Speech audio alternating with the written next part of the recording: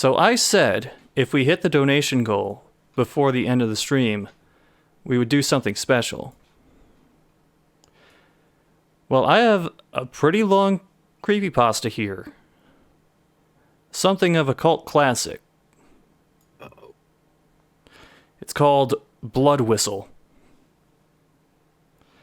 And the thing about this story is the person who wrote it used a thesaurus for like every 4 words. So parts of it don't make sense, and it is extremely wordy. And I'm just going to attempt to read through this until I lose my voice, because it's not going to be me reading through this. It's going to be a certain, shall we say, perturbed gamer. Oh no. Yeah, I see where this is going. Good luck with your throat, dude. Yeah, we'll see. I need to do breathing exercises for this one. And and put up the story time graphic.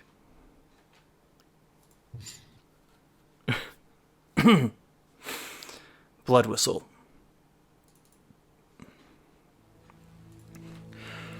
Forward!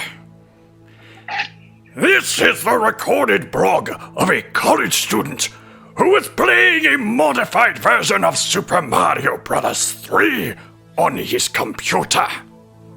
Shortly after submitting the last entry, he committed suicide in his dorm room. June 5th, 2012. Sorry. The fucking change just threw me off. A friend of mine recently sent me what he claims to be a scary Super Mario Bros. 3 hack that he wanted me to try out because he didn't have the courage. I started this blog to record my progress through the game. He got this from a site that's no longer active. All of that aside, however, there was something definitely off about this ROM. Its title was SMB3:BW. Anyway, I won't play it today as I'm quite busy with college work and such, but I will definitely start tomorrow. June 6th, 2012. I played some of the game today. Obviously, my friend was misinformed, as I have played all the way through 1-3, and have found nothing irregular. All the sprites, levels, and sounds didn't have a fluke to their name. Wait. A secret? That must be how you have to unlock it. I swear, you guys, I'll find the warp whistle tomorrow and see what creepy secrets this game has to hide. Look for tomorrow's post. It won't disappoint. Maybe this will explain what the BW in the title stands for. June 7th, 2012. I am already feeling this.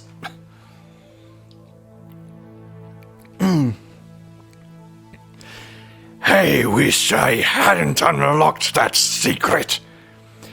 This game will be the bane of my existence. I'll try as best I can to explain what happened and what will certainly entail. I don't know if any of you will believe me, but this sick mockery of what was once my childhood favorites must be exploited and never be seen by the eyes of any other breathing man on God's green earth. And Todd, what I'll call my friend for the sake of privacy and possibly security, do not send the link to anyone else. You'll see why below. My first encounter with Blood Whistle. Am I peeking the shit out of the mic? It's not too bad. Okay. I mean, yes, but it's not like they're like deafening us.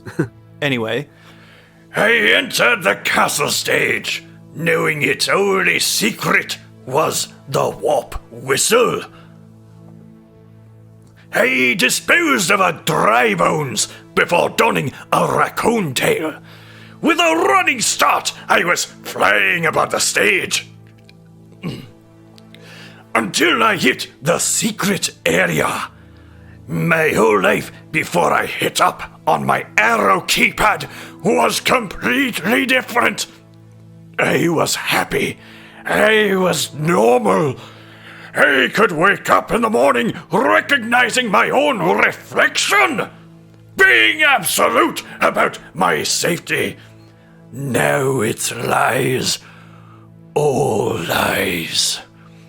I know that as of what happened today, my life will become an infernal hell in which every day will be a futile struggle to retain my own sanity. After finishing this wretched collage of electronic dejection, I will embrace death like a long-lost lover with open arms. The fuck? Now, to get on with what had come to pass. The blocks that lined the wall were a gloomy, albeit polished, obsidian black. Mario's skin now had a greyish tint to it, but that wasn't what was wrong with that picture. The music was a sped-up version of the normal bonus room theme. Toad's skull was cracked open and profusely bleeding, spilling blood onto the floor and making the room slippery like an ice stage. His mouth was also agape and spewing blood onto the floor. The blood had an eerie reflective quality that should have been graphically impossible for an 8-bit game like Mario 3. I walked up to him to see what it is that he might say, and what he had to offer is this. Blood whistle, hear its cry! I then ran towards the chest to see its contents. The chest was drenched in reflective, realistic blood of the same type emanated by the orifices of exposed cranium of the poor little mushroom-headed fellow. Pressing onward, I ran through it to discover its dark secret, its twisted surprise. I wasn't prepared for the following events. A blood-soaked warp whistle ominously rose from what I now believe to be the deepest crevice of hell. It bleeped twice as the normal whistle would. That, my fellow reader, was the only normality of what I have played today. It played a deep tune that I can't get out of my head as I write this. The whistle descended, violently striking Mario in the chest. He unleashed a blood-curdling scream as it went to his back and out his chest. This cry wasn't 8-bit at all. It wasn't even cartoonesque. It was the sound of unfiltered anguish, of utter agony. His expression reflected the same. To end my experience on this perverse version of something I once loved, Mario was transported away to the warp zone of the blood whistle. I call it this because it had only the cookie-cutter outline of the quaint island. The water consisted solely of the same blood aforementioned in my encounter with the whistle. Corpses of Koopas and other enemies of Mario were scattered afloat near the shores. White menacing eyes glared at me from between the waves, surfacing just to cast their evil glance at Mario. Or me. I can't be sure at this point. All of the worlds were indicated by their respective numbers, and all of the dots were crimson. At that point, I noticed yet another abnormality, this time concerning the dot for World 8. Beside it were 2 8-bit patches of fire that twisted and contorted in place. Without me pressing any buttons, the whistle stabbed Mario in the ribs. This cued him to move to the World 2 dot. Refusing to pay any further attention to the horrors that surely await in the distorted desert, I saved the game and quit. I have played more than enough of my fill for today. I guess that I figured out the acronym for the ROM title meant Blood Whistle the hard way. Despite the horrors that plagued this abomination, I will continue to subject myself to this suffering for the sake of all of you. Well, also for mine. It'll help me keep track of the days, and maybe this desperate attempt to cling to my stable frame of mind won't prove to be in total vain.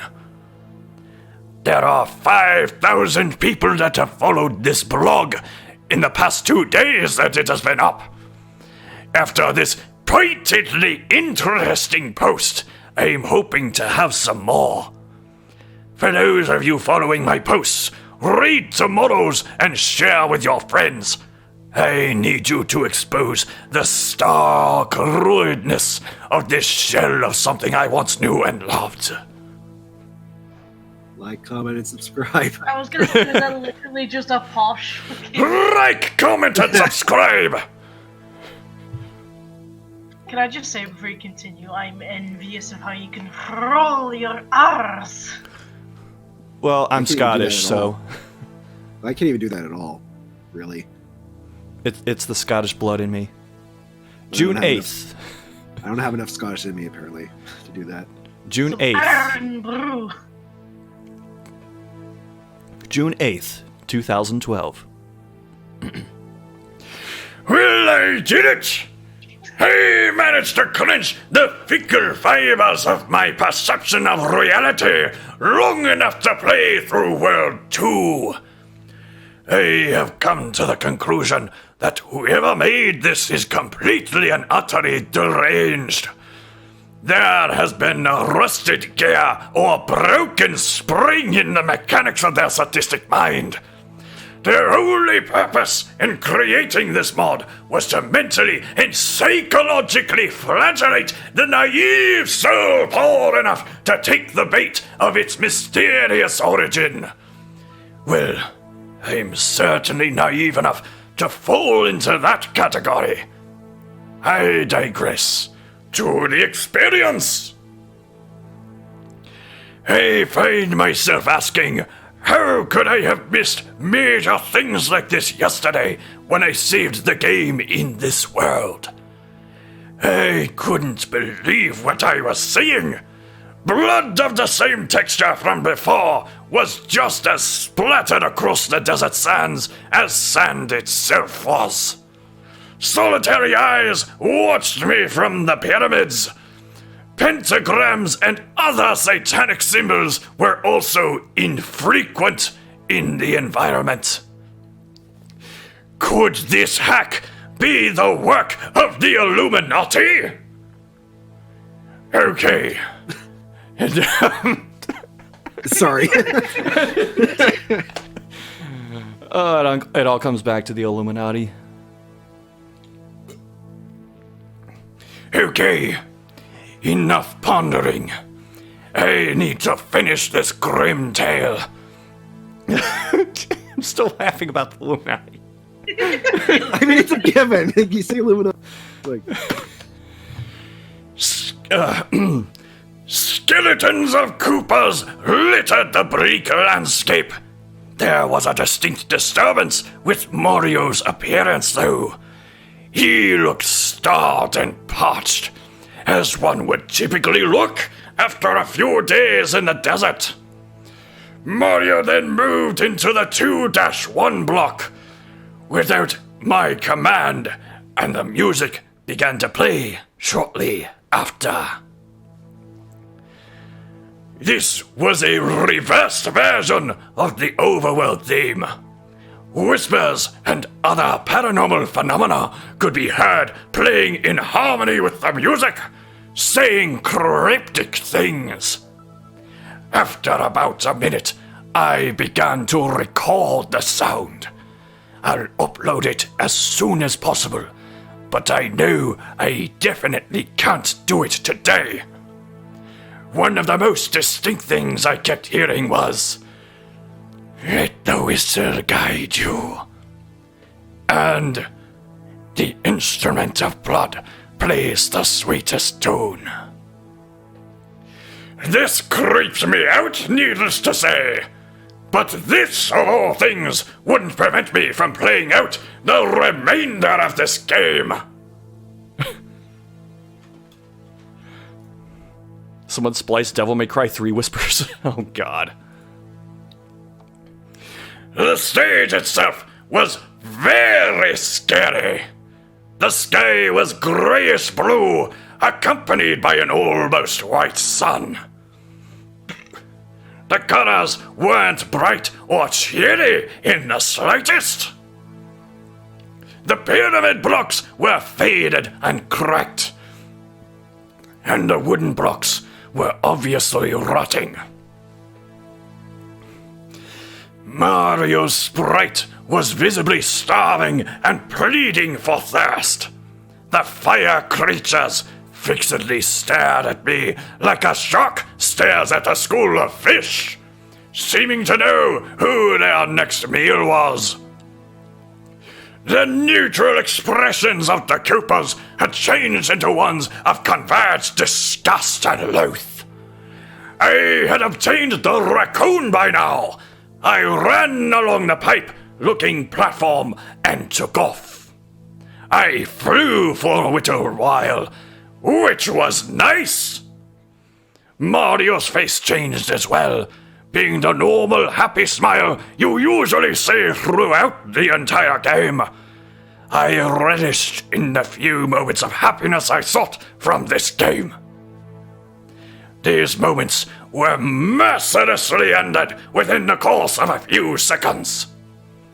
The sky flashed a gloomy black before the blood whistle came and impaled the poor plumber yet again. Mario fell, his corpulent figure going limp until he hit the ground with a thump that I swore I could feel. He was miraculously alive, his body twitching in a feeble attempt to rise. A fire creature jumped on Mario, who was now pinned to the ground and screaming in pain. His scream was bitterly realistic. It reeked of such ineffable pain, it hurts me now to describe the sheer degree of torture this character was put through. There he was, burning and seething in pain, and there I sat, completely powerless, forced to watch what I thought was the end of his trials on World 2. I was so wrong. The level select came into view. Whistled through back, Mario was transported to one of the pyramid levels. When the level started, the background was an egregious smoke-filled black. Bursts of lightning filled the sky with illumination. Winged demons in flight were visible upon these strikes. Also in the skies glowed stagnantly lit pentagrams and 666. Mario was being carried by two of Bowser's sons up one of the game's pyramid structures. However, this particular structure was vastly different than the regular ones. The bricks were cracked and faded with age. The edges were jagged with dried blood, caked with each block. Nothing but heavy drum beats and the sounds of thunder played in the background. The thunder didn't play in unison with lightning as happens in most games. There was an eerily realistic pause between the flare of the lightning and the boom of the thunder. As the top of the structure was reached, I saw the worst thing yet. Bowser towered above everyone else, intimidating and terrible. Below stood 4 of his sons, which had carried Mario: Morton, Iggy, Ray, and Von Koopa. Above the entire scene were the words "Blood Whistle" in bright red neon letters.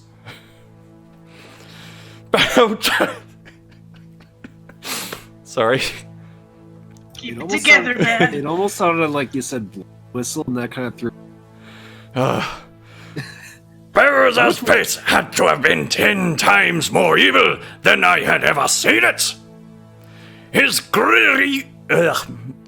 I choked on my rolled R. His green shell was cracked, and his right spines had been dipped in blood. Blood was fresh on his teeth, also his serpentine time licked him, making clear his intentions on what to do with Mario after he had disposed of him. It was then I came to a dooming realization. Mario can't die. The game won't let him. However many things are thrown at him, however many ways he is brutally maimed, mortality will not escape him. For a time, that is. He will continue to be sustained by whatever dark force or sick mind that drives the rest of these occurrences to passing until the game's eventual end, in which he will ruefully and painfully perish. Now that has been said, to continue today's experience. Suddenly, Von Koopa produced a dagger. It gleamed with uncanny realism in the light of the blood whistle sign that loomed above. After a brief pause, he began to slice Mario's chest open. Mario again prayed that fearful cry, a cry that implied he would die only to endure of 10 times the magnitude. Tears streamed down his face as Von removed his heart, still pumping. He handed it to Bowser, who ate it with a crunching chomp. His sons laughed as he did this, blood flowing from Mario's exposed abdomen. With a bark from their twisted father, the sons shamelessly began to regurgitate and tear apart what was open. As they were doing this, Mario slowly turned his head towards me and uttered a single question through tears and blood. Why? It's hard to do Livid Angry Gamer impersonating Mario. I myself asked this very same question.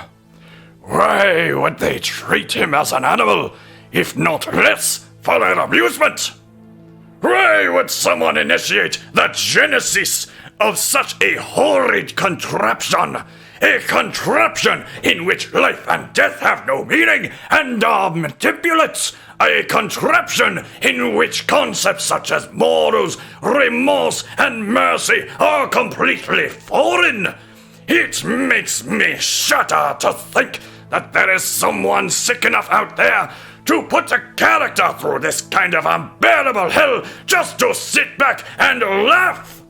It makes me absolutely sick to my core.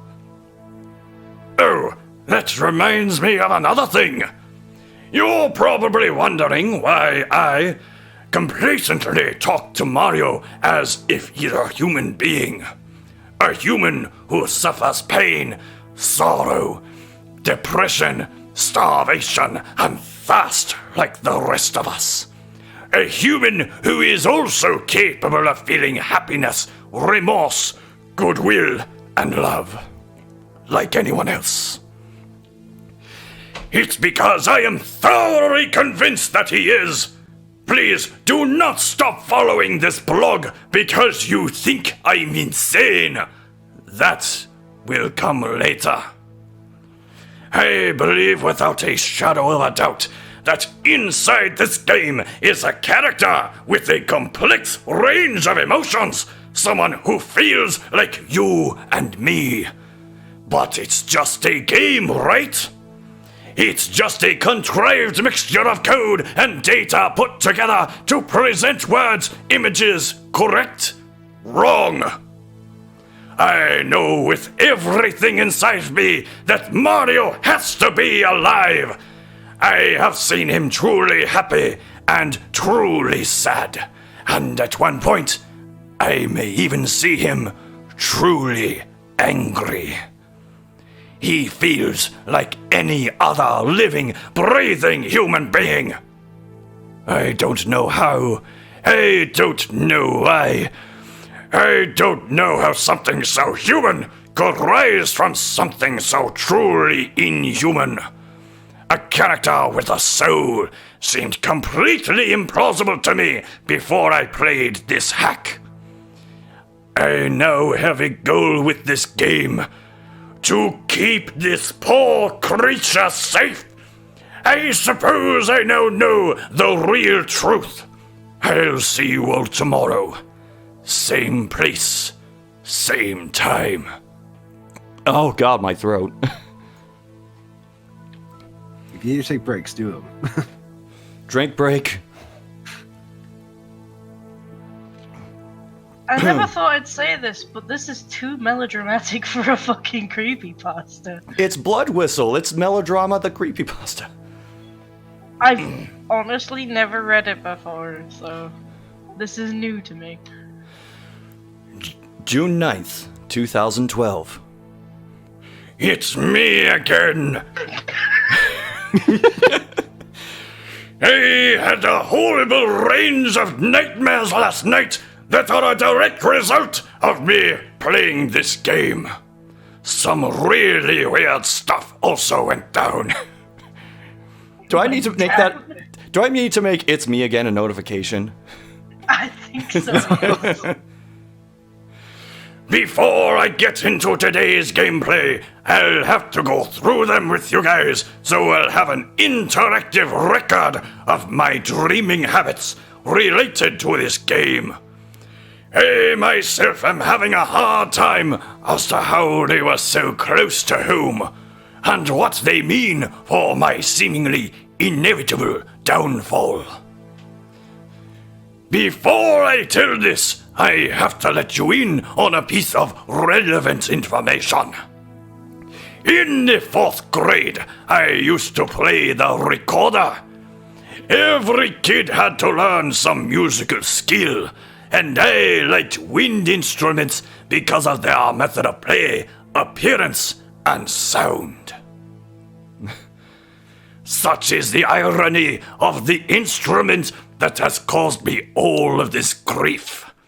In my dream, I was playing the instrument in a dark room. I was my 4th grade self, just coolly playing Mary Had a Little Lamb. Out of nowhere, I began to cough. I had choked on some blood that had materialized within and around my recorder. It covered it and soon filled it. Blood began to pour in great quantity out of all of the recorder's holes. It soon began to float in midair and hover. A few seconds passed, and then it struck me in the chest. It had impaled me, going directly through my heart and every other vital artery one could think of. Wait, how? Pretty sure there are arteries places other than the heart. I woke up, the sheets plastered to my bare chest with sweat. I was completely fine, not a scratch on me. As I sat there in bed, afraid of how I'm sure the game did this, or maybe it was just me losing my sanity, I began to hear noise coming from my laptop. It was closed, but a faint, muffled humming sound was clearly audible. I warily approached my computer, the machine almost looking alive. I then opened it up.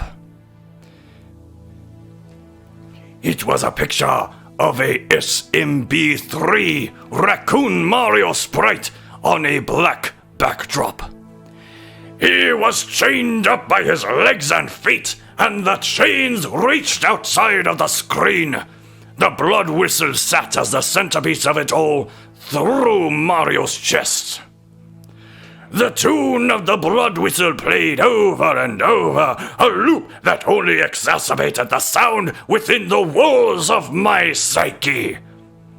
I tried exiting out of whatever this program might have been, but the window wouldn't close. I eventually had to take out my laptop battery, which didn't sit too well with my OS. Luckily, I didn't lose any files. Now, for the gameplay. I was on a weak imitation of the world's 3-level map. The water was none other than blood. Ravenous fish jumped out of the water, looks of primal hunger on their faces. There was something off about Mario's map representation that I noticed right away. Along with his raccoon tail, the blood whistle was now a permanent fixture through his body. His skin had dulled a little from its prior shade of grey, now more outwardly noticeable. His mustache now had dots of red clung to it as well. Without my or Mario's control, needless to say, I was moved to the first underwater stage. A cherry red tint absorbed the entire screen. This was to be expected, as the water looked blood-ridden from the outside as well. I swam down the left side of the level to get a fire mushroom. Fire mushroom? That's not an actual power-up, I don't think. As soon as Mario got it and his outfit changed, he got an evil simper on his face. He looked at me and said, "Revenge, yes?" I confirmed his suspicions, and then we set off for the danger that lurked near. The fish cast malevolent gazes at Mario as he swam by, incinerating them. His normal happy smile returned. So did mine.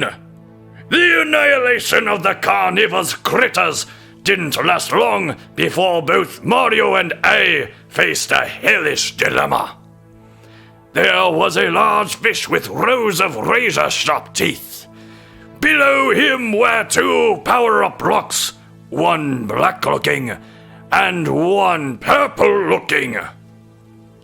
I assumed these were supposed to mean red and blue.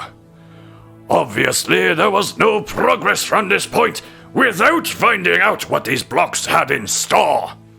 Mario's expression changed back to its gaunt appearance that he has had for the majority of the game. Knowing I had no other choice, I dauntingly hit the block that was black in appearance on the left. The fish swam around from its position on top of us and began to tear off Mario's limbs. By this time, a group of fish had congregated around the entire scene. Their laughs were deep and short, registering as barks for the 8-bit sound processor. Mario's uneven body wobbled as he bled out, spewing black across the red. When he finally died, the big fish began to laugh. After a couple seconds, Mario's limbs regrew. With the blue block remaining, I hid it to get this all over with. Bubbles stopped coming from Mario's mouth. He cried out for help, but that only made the problem worse. He sucked in tons of water, his hands around his neck. His face began to grow grey to blue in a matter of moments. He kicked and fought, but he only wore himself down. Getting angry, he began to incinerate random fish that he had gathered in the crowd. The fish began to laugh louder. For every fish he killed, 2 more appeared in its place. After a while, he just gave up. I watched as Mario uttered his last gurgle on World 3. The blood whistle stabbing and taking him away. I saved and quit with haste. See you all tomorrow! I am spitting all over the place trying to do this. How long is this fucking thing? Hold on, I'll check. We've got a while yet. Oh, for I've fuck's never sakes. heard you that angry. That's interesting. Sorry, it's just that you're. It sounds like you're reading the Creepypasta equivalent of War and Peace here. Oh my god. There are longer ones. June 10th, 2012. Oh dear. Campus police gave me a visit today. Apparently, one of you had reported my comments related to suicide and claimed I was insane. As a result, I have eliminated all personal information from this blog. I located the person who reported me and banned him. I also have an IP tracker, so don't any of you try that. Speaking of followers, 50,000? I had never expected this page to accumulate this many active viewers. Wherever this popularity or notoriety came from, I am grateful.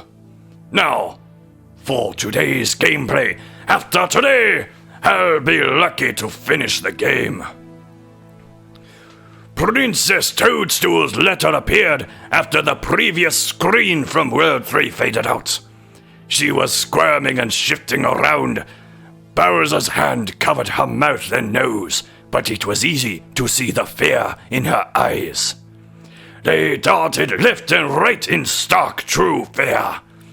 Bowser continued to have that sadistic smile on his face as he struggled with her. After about a minute and a half, Peach began to change. Her eyes grew an ominous red as she pushed Bowser's arm away with inhuman strength. She cackled like a loon, blue veins bulging so noticeably that they were clearly visible through her white satin gloves. Bowser then began to cower in timidity. The text on the letter said only this: Blood whistle. Here it's cry. Peach. Peach. Just- The letter scene was abruptly cut off, and the World 4 level select map was brought into view. Goombas and Koopas of all sizes appeared, furious and hungry as ever. This addition made sense. This was the giant tiny world. The shown enemies would be dimensioned as such. The normally green grass was withered and dead. The small patches of water were blood. Mario still was in the fireball fatigues he had donned in World 3. When compared to the other worlds, the map view for this one was vastly less disturbing. I would go as far to call this intolerable. Mario moved towards Wall-1 into whatever nightmarish scenario this stage had to offer. The stage had the usual kinks of any level in this game. The sky was black, which made the white clouds vibrantly contrast. A reversed version of the ground level once again played. The wood, as it had been before, was decaying and wasting away beneath Mario's feet. The pipes were faded and cracked in various places. All of the enemies still possessed the same carnivorous looks of their inter-game counterparts. There was, oddly enough, a startlingly abundance of them. Koopas and Goombas danced around in a ritualistic manner. Mario was visibly petrified as he tried to avoid them, my arrow keys keeping them inches away from his life. Amidst all of the din, there hovered a solitary power-up block. It was regular in appearance. Nothing was outwardly off about this, which greatly surprised me. Not knowing what horrid item it contained, I bumped it in blind vein, that maybe it could help me. You can most likely infer from the intonation I made in the preceding paragraph that I was completely mistaken. What appeared next is what I dreaded. That damn whistle. It was sitting there, blood washing over it as it rose from the yellow square. It sat there, almost beckoning my name. With the imposing enemies, I knew I had no other choice. I took the weapon from its place, fruitlessly hoping for the best, readily expecting the worst. The on-screen foes ceased all activity. Their faces returned to a neutral, blank state. 5 minutes they stood in place like this, not moving a muscle. 5 minutes? Wouldn't you get bored after 5 minutes?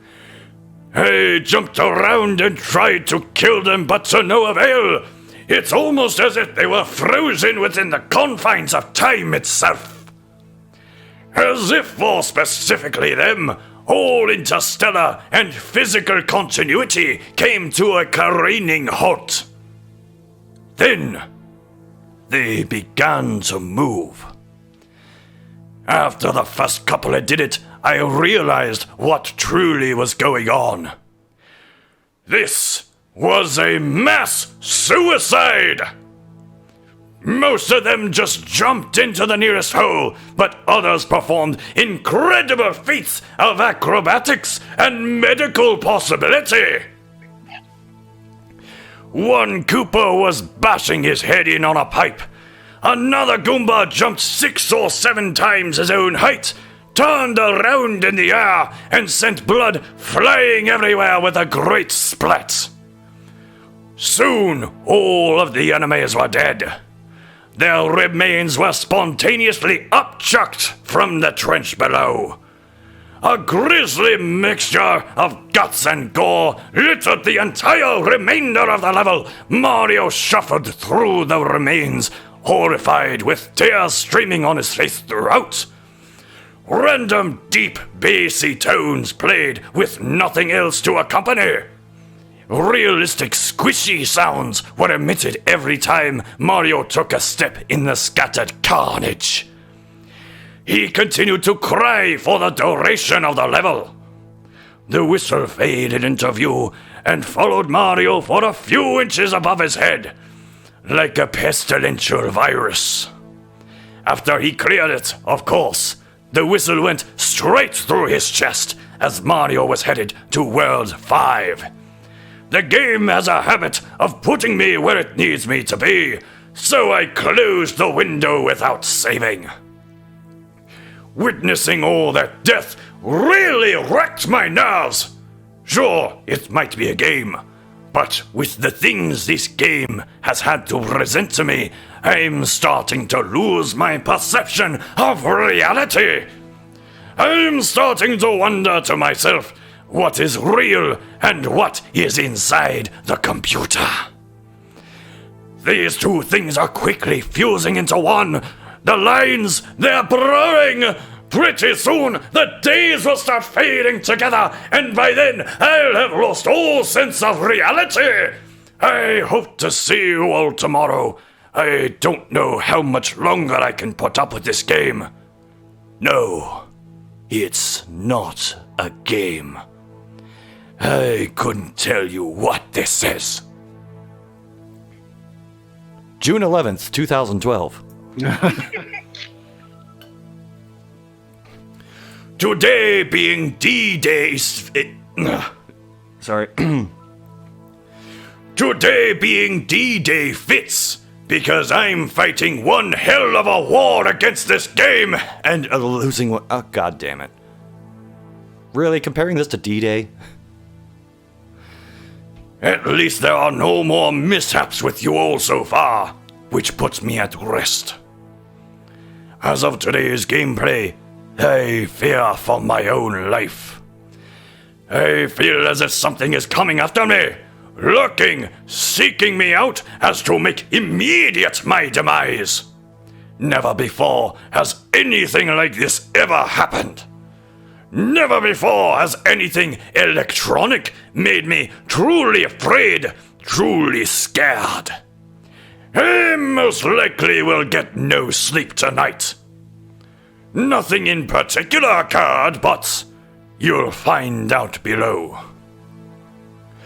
I was in the middle of the cloud portion of World 5. The Sky theme played, except it was drastically slow and demonic whispers were clearly audible.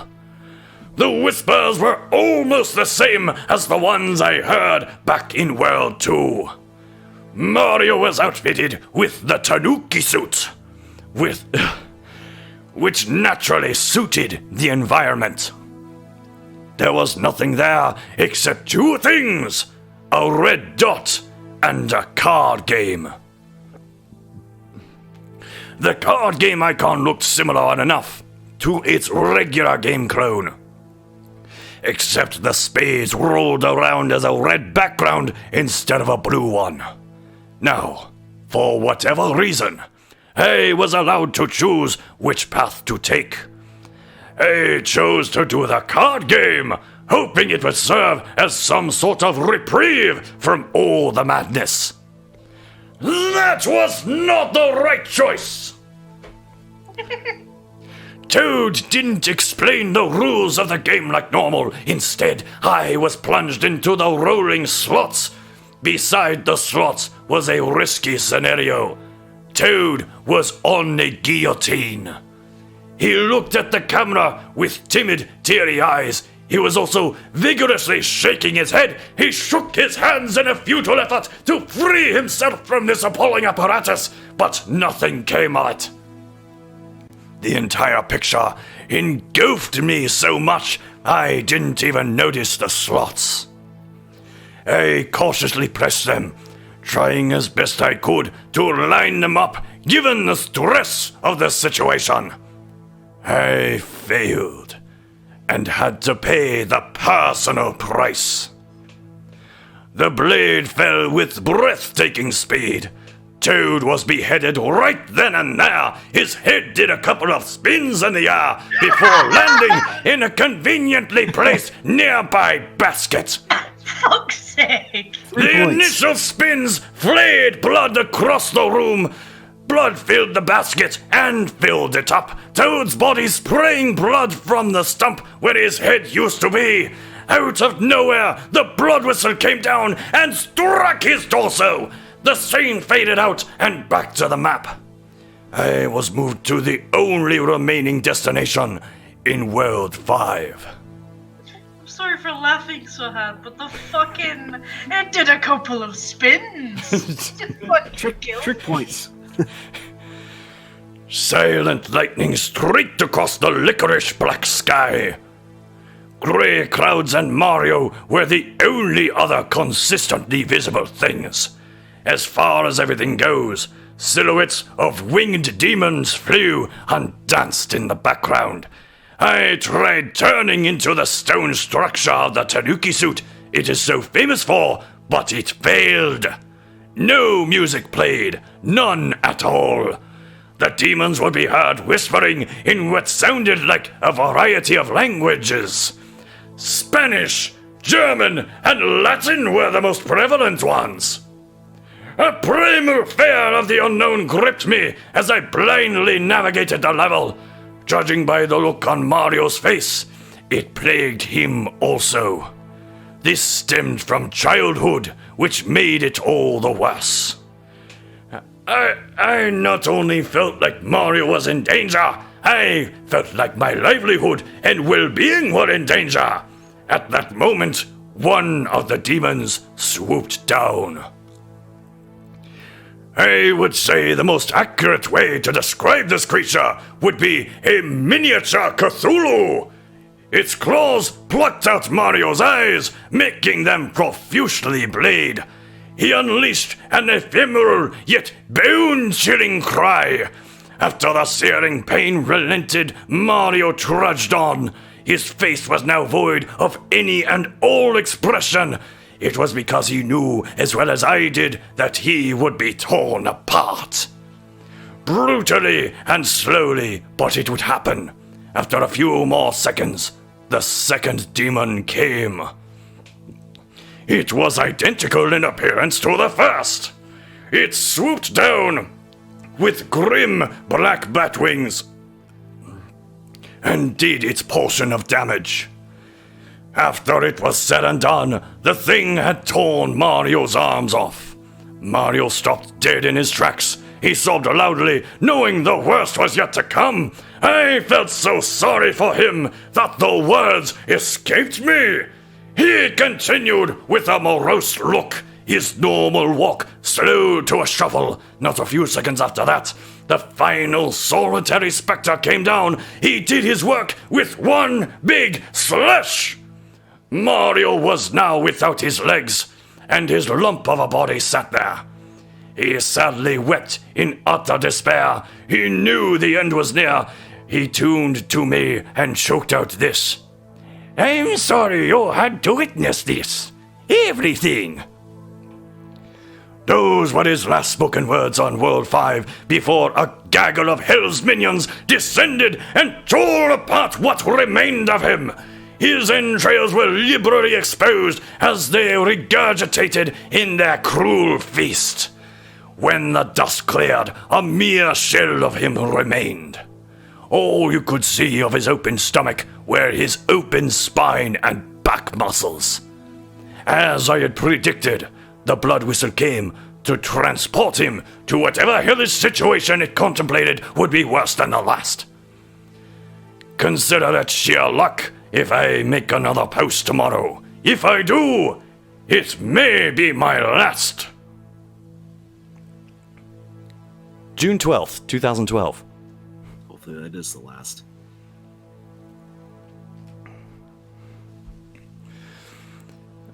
I think we're giving too much credit to say this gives Mario personality.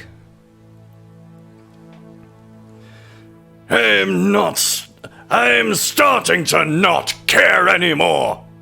I am in the throes of such a severe depression, it's all starting to fade away. Everything, school, friends, family, it's safe to say this game is single-handedly ruining my life. Such sadness has never become me ever before in my life. My grandfather died when I was young, but that didn't come close to equate what I feel now. Oh, fuck off! It's a direct result of the level I played today, which I will get into right now. World 6 appeared. Ice was everywhere. This is the one part that correlated to the unaltered version. Nothing else did. The ice was none other than frozen realistic blood. Crystallized pieces of crimson droplets bordered the ice blocks. Blood filled the small pockets of water that were. Of course, there was only a solitary dot on the map. Mario entered it, and I knew that whatever was to pass, it would be tenfold of what had already happened. Pure sable white was the only thing that constituted of the backdrop. Blocks of blood ice served as slippery ground. Mario slid along as I controlled him. He appeared happy. Overjoyed might be more accurate. Here he had nothing to deal with, just him in the open space. 5 minutes passed, then 10, all the way through. Mario was happy as I let him run around and fly. He had regained the raccoon tail. It seemed like he had all the time in the world. The clock ticked, and all seemed right in the game.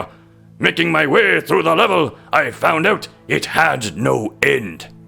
Time, oddly enough, would turn out to be the ultimate enemy. At the 20-minute mark, a tempest began to pick up. A flurry of snow and wind ensnared Mario, and he now began to curl his tail. His teeth chattered and his body shook. He soon had to sit down. Mario and I soon figured out how the game plans to snuff him out this time, with ice and time. He sat and tried to heat himself. This, needless to say, was a less than feeble attempt. Nothing but the creepy bass beats from World 5 played.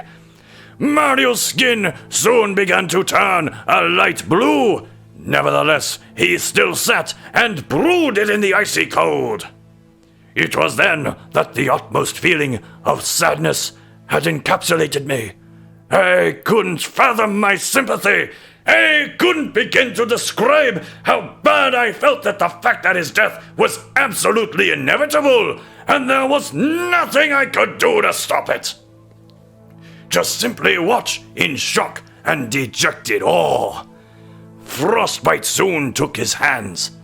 10 minutes after that, World 6 Mario was no more.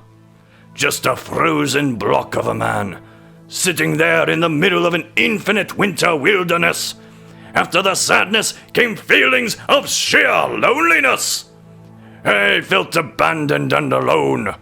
Just like Mario sitting in the middle of that ice field, I felt as if no one would save me from the torture of this game.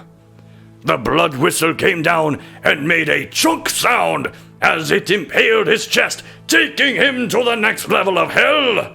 I closed the emulator window, like always, and ended this self-subjected torture. I will bring myself to play this game tomorrow. But mark my words. I'll play the last tomorrow, and then this blog will, hopefully, live on in my memory. So my tribulation can be seen by the world.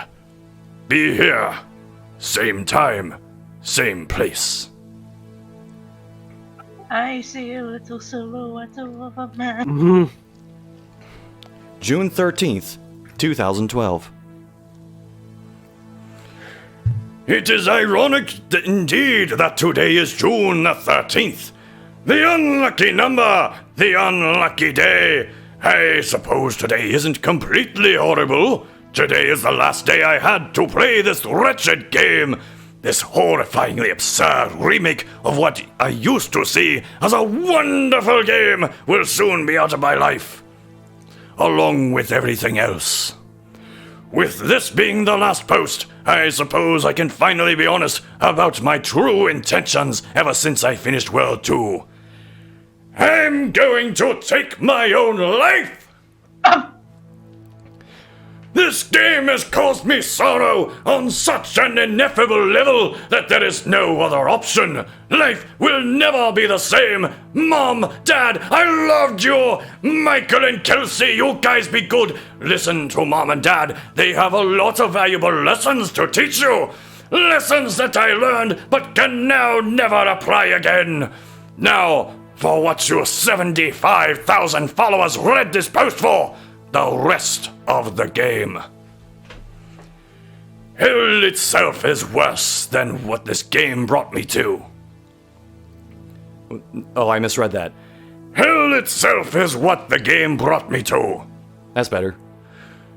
I suppose that this was intention to convey World 8. No, not hell. Worse than hell. Bodies were chained up in the background, enduring a myriad of tortures. The only pain wasn't strictly felt from injuries, though. The coughs, dying wheezes, and vomiting in the background reeked of pestilence and suffering. Fires emblazoned certain people as well. The flames had an actual burning quality to them. Not like regular 8-bit fire. Flesh, eyes, and other internal organs and tissue constituted the walls and ground. If the hell I'm certainly going to exists, I think it looks something like this. Mario stood before a possessed Princess Toadstool. Her dress was ripped in several places and splattered with blood. Sorry, I choked up for a moment. Her eyes gleamed red, the flames casting an evilly maniacal allure to her appearance. Bowser and his 6 sons were tied to wooden poles with terrified looks on their faces. Wendy, for some reason, didn't appear anywhere in this game. In one hand, Peach brandished a sizable dagger. In the other, the blood whistle. She walked over to Bowser and looked him in the eyes. Technical limitations slightly hindered the interpretation of what events passed. But it was easy enough to understand what was going on. Through his gag, Bowser pleaded with her not to harm him. She brought the knife close to him and he froze up. He was obviously paralyzed with fear. Her mouth got close to his ear, and text rode along the bottom of the screen, conveying the text of what played out given the sound limitations. This is what enabled Mario to speak in the past. Shh, she whispered. Bowser's innards spilled onto the floor in a great heap. He let out a monstrous 8-bit roar of pain as this happened. Peach laughed, her red eyes reflecting whatever evil had possessed her. The princess proceeded to eviscerate all 6 of his other sons.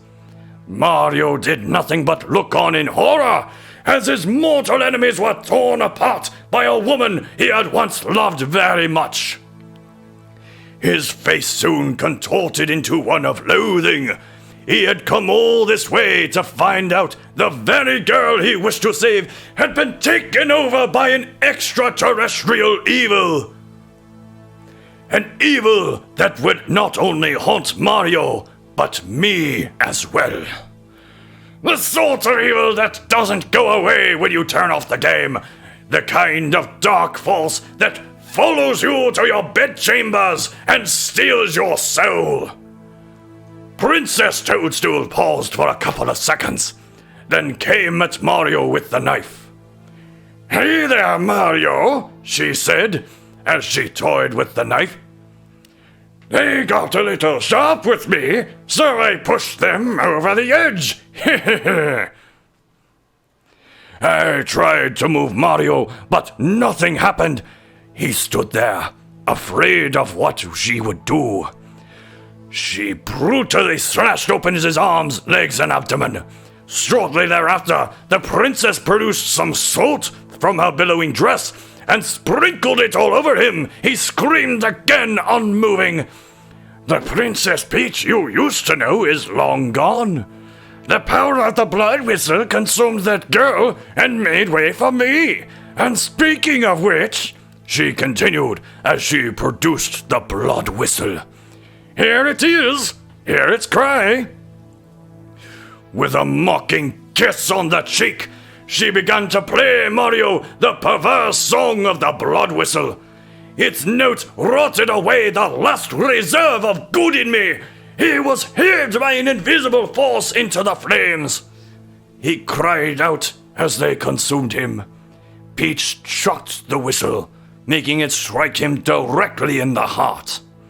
He continued to wallow in utter anguish as she walked away. As she left, he looked into my eyes and bore me this parting message via the text at the bottom of the screen. Do not let your life be as painful as mine was. I do not hold reservations against you, as you tried your best to keep me alive. I commend you for that. Goodbye, Bradley, and good luck. The tune of the blood whistle continued to play as the screen panned out of Mario's hell. How he knew my name is Bradley continues to befuddle me. How he could have such depth, such personality, I don't know whether this is a result of the game being haunted as it truly is, or the fact that someone's could have been captured inside this ROM. Whatever the reason is, of everything that has come to pass with this abomination, I am glad I'm finally done. I have made all my goodbyes at the beginning of this post. I hope one of you takes the time to save this blog. Or at the very least, to show the world the true hell I have put myself through. I sure hope that the demented creator of this game isn't festering in the same hell I'm headed for. Goodbye, everyone! Aftermath. This blog was the last recorded statement of Bradley before his death. His roommate discovered him 4 hours after he made the last post. Bradley committed suicide using a recorder that he plunged through his trachea. How? Because it was like an actual blood whistle order.